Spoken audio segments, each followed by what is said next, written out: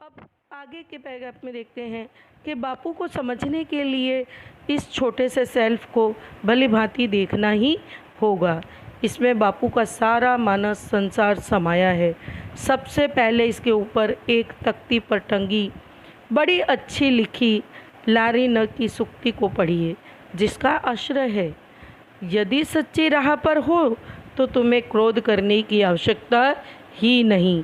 यहाँ पर एक सूक्ति का अर्थ समझिए कि आप अगर सच हो और आप सच के मार्ग पर चल रहे हो तो आपको गुस्सा करने की, अपने प्रूफ करने की कोई ज़रूरत नहीं है। यदि गलत राह पर हो तो फिर किस प्रकार बिस्तर पर किस मुंह से आंख लाल पीली करेंगे, अर्थात किस प्रकार से तुम वहाँ पर बैठोगे। सही रास्ते पर हो तो हमें किसी से डरने की आवश्यकता नहीं होती है। शेल्फ के ऊपर पत्थर का टुकड़ा यूं ही उबड़ खाबड़ कहीं से उठ लाया गया। यह बापू के लिए पेपरवेट का काम करता था कि वो पत्थर का टुकड़ा जो सेल के ऊपर रखा था वो उबड़ खाबड़ यानी ऊंची नीची सतह से कहीं से लाकर रख दिया था। और वो पत्थर क्या काम करता था, तो पेपरवेट का काम करता था। नीचे के दो खानों में बापू की किताबें। पहले खाने में, अब पहले खाने में कौन कौन सी किताबें थी, तो बच्चों यह प्रश्न आपसे 2-3 वाक्यों में पूछा जाता है। जो इन कौन कौन सी किताबें रखी हुई थी पहले खाने में और दूसरे खाने में, तो ये सभी आपको याद करने हैं। तो पहले खाने में थी सार्थ गुजराती जोड़नी कोश, रीथिंकिंग क्रिश्चियनिटी, और तीसरी थी हजरत ईसा और ईसाई धर्म, चौथी श्रीमद् भगवत गीता। अब दूसरे खाने में, पहले खाने में 4 किताबें थीं और दूसरे खाने में पहली रामचरितमानस, दूसरी श्री स्वास्थ्य वृत्ति, तीसरी आश्रम भजनावली और चौथी गीता अणी गीताई। किताबों के खानों के आगे एक एल्युमिनियम का डिब्बा जिसमें सूत आदि, फिर वे 3 सुप्रसिद्ध बंदर जिन्होंने इतिहास में स्थान पा लिया।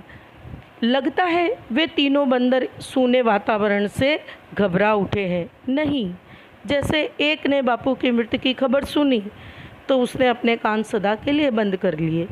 एक आँखों को हथेलियों से छिपाकर रो रहा है और एक अपने मुंह पर हाथ रखकर कह रहा है, अरे अब तुम क्या बोलेंगे। जिसे बोलना था वह तो अब इस कुटिया को, इस बिस्तरे को खाली करके सदा के लिए चला गया। 3 बंदरों की बगल में चिकने पत्थर का एक खुशनुमा टुकड़ा जिस पर लिखा है प्रेम ही भगवान है। जो चिकना पत्थर था उस पत्थर के टुकड़े पर क्या लिखा हुआ था, तो बच्चों लिखा हुआ था प्रेम ही भगवान है। फिर एक चित्रकारी की हुई डिबिया जिसमें से 2-3 फुटकर चीज़ें। बिस्तर के दूसरी ओर 3 छोटे छोटे डेस्क जिन्हें वह शायद लिखने के समय व्यवहार में लाते। डेस्कों के बाद खंभे से सटी चटाई पर एक छोटा सा कालीन जिस पर दीवार से लगा एक तकिया। यही मान्य अतिथि बैठाए जाते और वे बापू से घुल मिल कर बातें करते। फिर सारे घर में चटाइयाँ ही चटाइयाँ। इन चटाइयों पर देश विदेश के बड़े बड़े व्यक्ति बैठते। अब इस पैराग्राफ में लेखक कह रहे हैं कि इसी चटाई पर, यह साधारण सी चटाई पर देश विदेश से बड़े बड़े लोग जो आते थे वो इसी चटाई पर बैठा करते थे। बापू के मुख से निकले वचनामृत यानी वचन रूपी अमृत का वह पान किया करते थे, यानी सुना करते थे। बापू अपने चक्र को घुमाते हुए उनसे बात करते जाते, यूँ काम के साथ बात को मिलाकर मानो हमें सदा चेतावनी देते, देखो समय बर्बाद मत करो, तुम्हारी बातें भी तुम्हारे चक्र को कभी नहीं रोक सकेगी।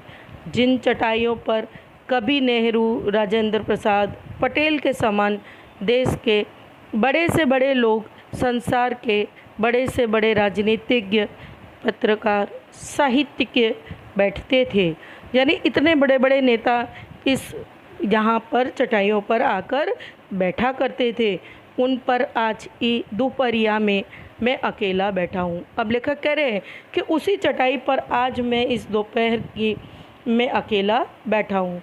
इस बात की कल्पना भी भावमुक्त कर रही है। इन चटाइयों के ऊपर एक तख्ती पर वह क्या लिखा हुआ टंगा है उसे पढ़िए। तो उस पर क्या लिखा हुआ है? तो झूठ शब्दों में निहित नहीं है, छल करने में है। चुप्पी साध कर भी झूठ बोला जा सकता है। दोहरे अर्थ वाले शब्दों के प्रयोग द्वारा किसी शब्दांश पर जोर देकर, आँख के संकेत से किसी वाक्य को विशेष महत्व देकर भी झूठ का प्रयोग होता है। वस्तुतः इस प्रकार का मिथ्या प्रयोग साफ शब्दों में बोले गए झूठ की अपेक्षा कई गुना बुरा है। बापू की इस कुटिया के 3 भाग हैं। बापू की कुटिया के कितने भाग थे? तो 3 भाग थे। एक भाग यह है जहाँ मैं बैठा हूँ, जहाँ पर लेखक बैठे हुए हैं, यहीं कभी बापू रहते थे।